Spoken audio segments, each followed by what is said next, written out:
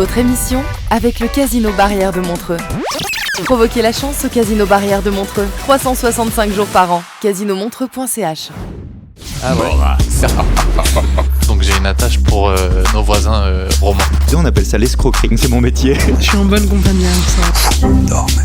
Je suis Comore, vendeur de drogue. Il y a Philippe Morax qui arrive dans votre grève. C'est ce... Ça va donner de la peine. presque me faire oublier qu'il est 7h. L'invité du matin.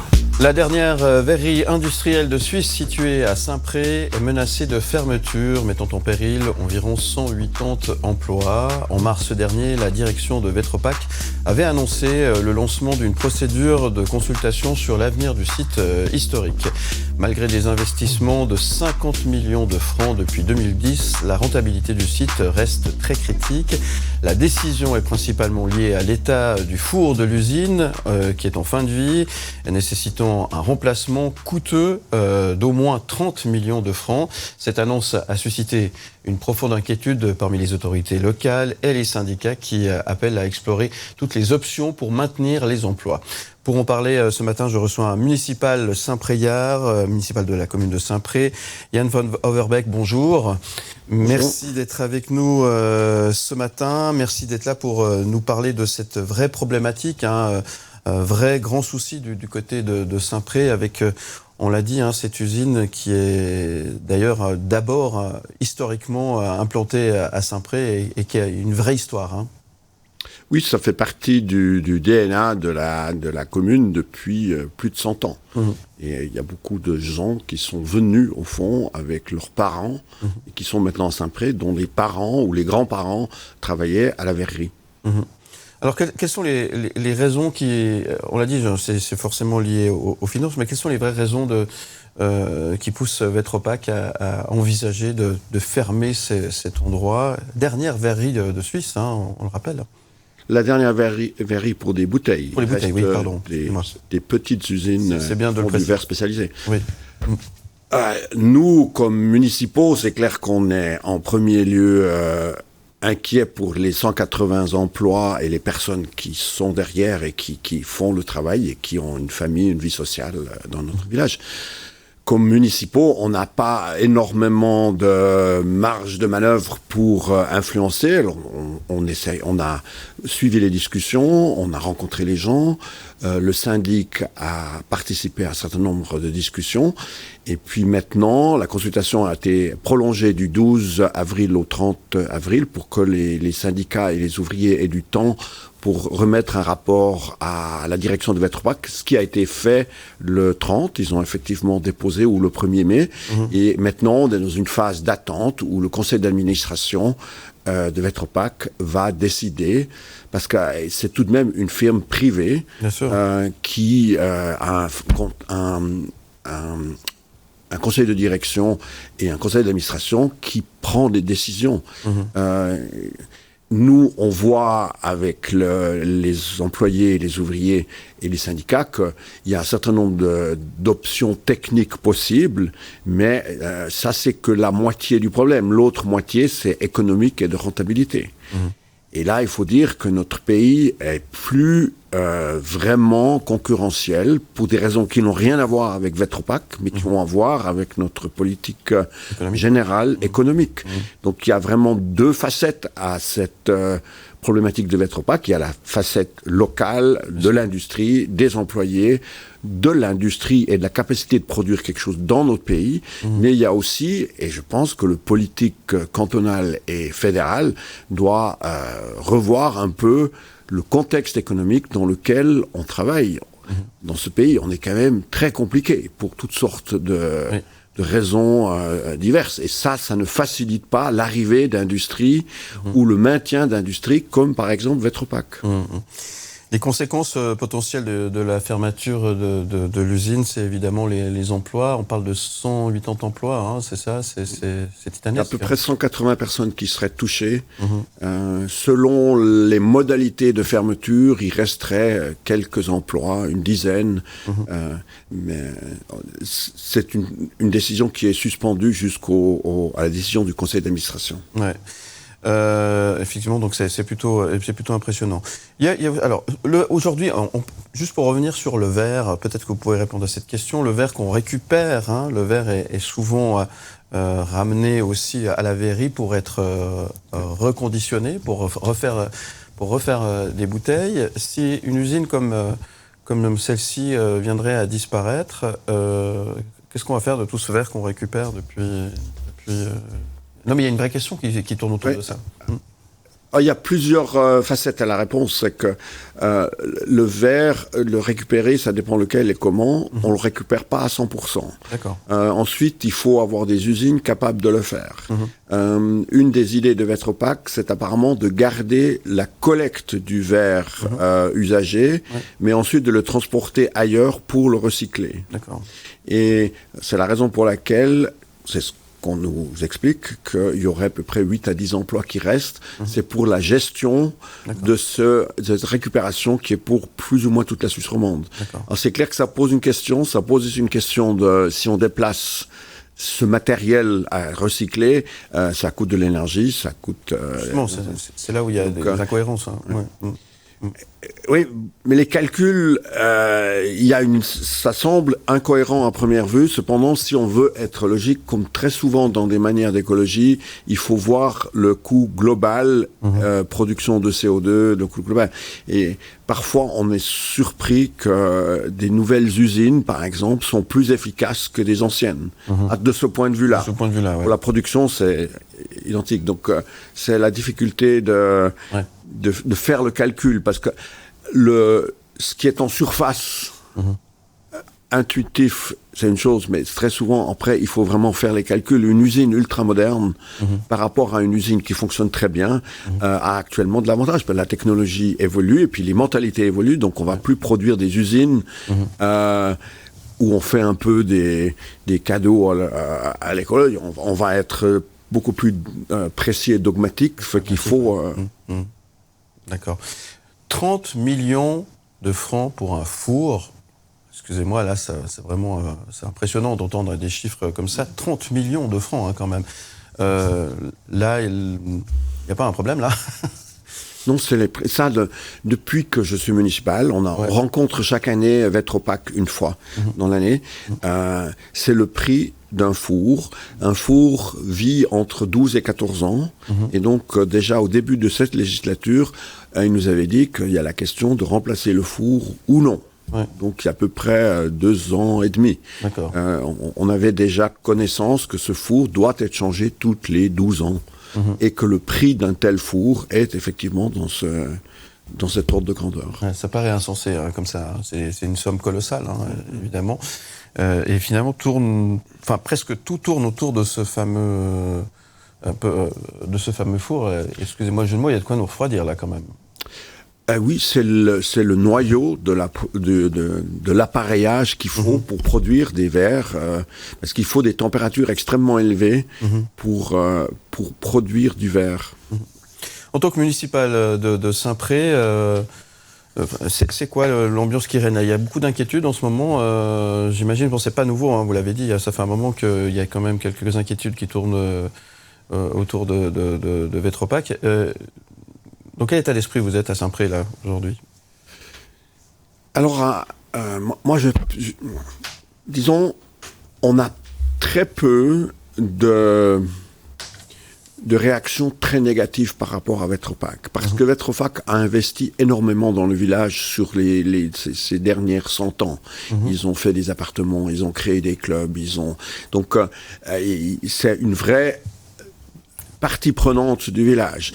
Donc, les gens comprennent qu'il y a des problèmes économiques. Ils voient dans le rapport, par exemple, ils expliquent assez bien, semble-t-il, les alternatives techniques, mais le problème n'est pas que technique, il est aussi financier. Et ça, c'est beaucoup plus difficile à comprendre, mais c'est aussi rien de nouveau par rapport à d'autres fermetures ou discussions sur des fermetures qui a eu lieu. C'est souvent l'aspect économique est difficile à comprendre, parce qu'il dépasse donc l'aspect technique. Donc, dans le village, on n'a pas d'animosité ouverte, comme on peut voir peut-être ailleurs, envers Vetropack. Cela dit, il y a quand même de l'inquiétude. Ah oui, alors il y a de l'inquiétude parce qu'il y a 180 personnes C'est le fleuron qui vont... Et puis, bien qu'on a très peu de chômage en Suisse, c'est quand même des emplois très spécialisés. Bien sûr. Donc c'est pas si évident de pouvoir replacer ces personnes. Oui, puis c'est encore un savoir-faire qui s'en va, etc., etc. Donc c'est assez, effectivement, compliqué. Très bien. Ah ouais. Ça va donné de la peine. Hein. presque me faire oublier qu'il est 7h. L'invité du matin. Ce matin, mon invité, Yann von Overbeek, municipal à Saint-Pré. Merci d'être avec nous. On parle bien sûr de la verrerie de Saint-Pré qui menace de fermeture. Merci d'être là parce qu'on veut essayer de comprendre ce qui se passe. Évidemment, on l'a dit, c'est un fleuron de l'économie de Saint-Pré, de toute une région aussi. Hein. On est aussi dans le pays du vin. Je pense aux vignerons hein, qui doivent mettre en bouteille leur vin. Les bouteilles viennent de là, Monsieur Overbeek. Une partie viennent de là, mais beaucoup de bouteilles viennent du groupe Vetropack, mais pas nécessairement de Saint-Pré. Parce que les bouteilles ont tous des caractéristiques particulières. Mm-hmm.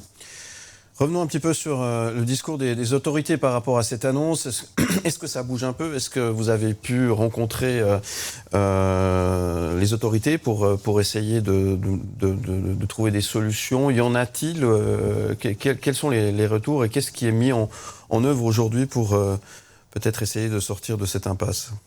Alors, notre conseil d'État, Madame Isabelle Moret, a appelé une task force dont deux municipaux font partie, ainsi que les autorités.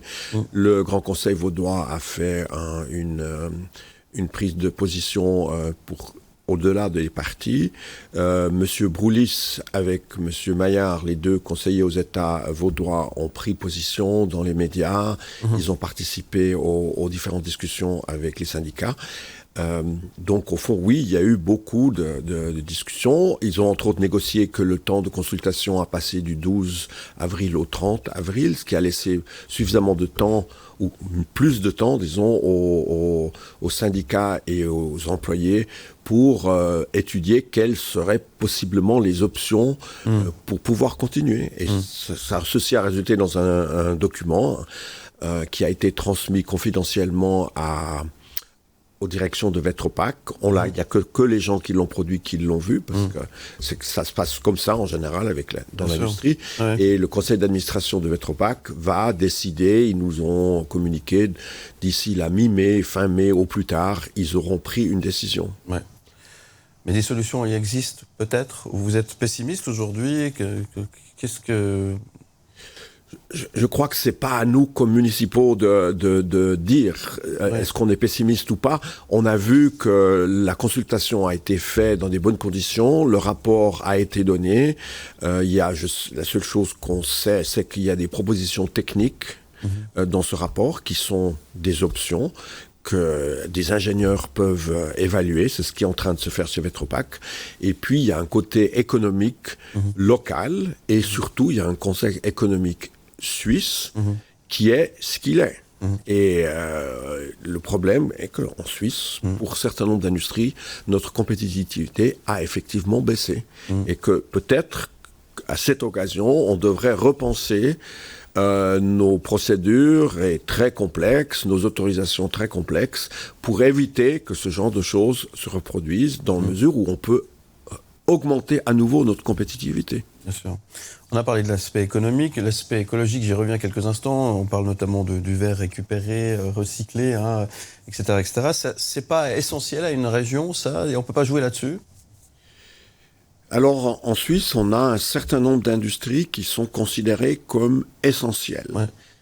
Si on pense à l'épisode avec Micarna dans le canton de Fribourg, c'était la fabrique de viande, si on veut, de la Migros, est considérée comme essentielle. Ouais. Cette industrie du verre, nous avons essayé de poursuivre cette piste, Monsieur Broulis et Madame la conseillère d'État, mais il semble que la Confédération, du ressort de M. Parmelin, en fait du Conseil fédéral, ne peut pas déclarer que cette industrie particulière soit essentielle au pays. Ouais.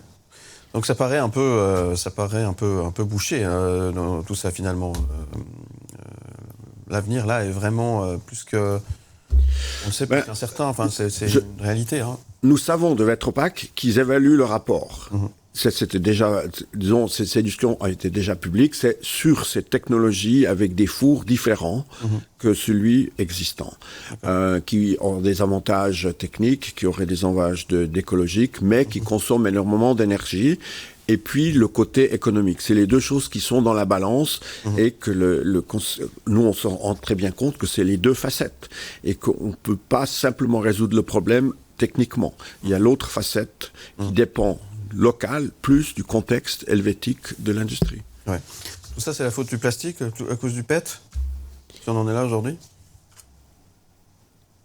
Il semble qu'on a des informations assez précises que le marché du bouteille de verre est en recul chez tous les producteurs d'à peu près 10 à 12%.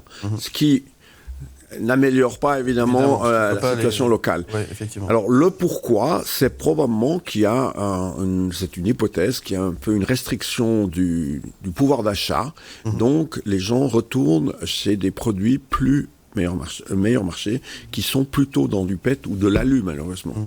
Malheureusement, effectivement. Un mot sur les syndicats, UNIA et SINA, qui ont évidemment réagi, qui sont aussi sur le qui-vive, si je puis dire. Là aussi, tout a été mis en œuvre pour que les choses se fonctionnent. Alors les syndicats ont fait leur rôle tout à fait classique et excellent. Toute la discussion a été structurée, menée avec eux. Ils ont rencontré les autorités, ils ont rencontré les ouvriers, ils ont fait un rapport. Disons que c'est pas une mince affaire de faire un rapport. Je crois que c'est un rapport d'à peu près 50 pages. Donc oui, je pense qu'ils ont fait le travail qui est le leur dans notre société libérale. Le problème de la société libérale suisse, c'est qu'on a un corset de régulation tel que parfois on se pose la question si on est vraiment libéral. Le message est bien passé. Sur Verbeek, vous avez encore un peu d'espoir ou vous pensez quoi pour la suite? Nous, comme municipaux, on doit être et on est. Il faut espérer jusqu'au bout qu'on trouve une bonne solution. Parce que on a été élus par ces gens. Bien sûr. Donc, notre travail, c'est de les représenter, de les aider. Ce que nous pensons en privé, c'est privé, quoi. Ouais. Vous avez quand même un espoir que on trouve une solution. Oui. Vous pouvez le dire, ça. Oui, on va trouver tout. Avec mes collègues municipaux, on est fermement intéressés à trouver une solution et on participera là où on peut et où c'est dans nos compétences. Dans notre système suisse, les compétences sont distribuées sur plusieurs étages, ce qui a de gros avantages et parfois un peu de lourdeur. Yann von Oberwerk, je vous remercie beaucoup d'être venu ce matin. Je rappelle que vous êtes municipal à Saint-Pré. Merci d'être venu éclairer notre lanterne sur ce sujet de l'usine Vetropack, la verrie de Saint-Pré. Qu'est-ce qu'on peut vous souhaiter aujourd'hui, à vous et vos collègues municipaux de Saint-Pré? Qu'on trouve une bonne solution, même si Vetropack décidait de partir, de trouver au moins quelque chose qui suit. Ça, c'est encore ouvert, mais c'est clair que notre premier souhait, ce serait que ça reste ouvert. D'accord. Mais aujourd'hui, la messe n'est pas dite. La messe n'est pas dite, voilà. On finira là-dessus. Ce sera votre mot de la fin. Je vous remercie beaucoup.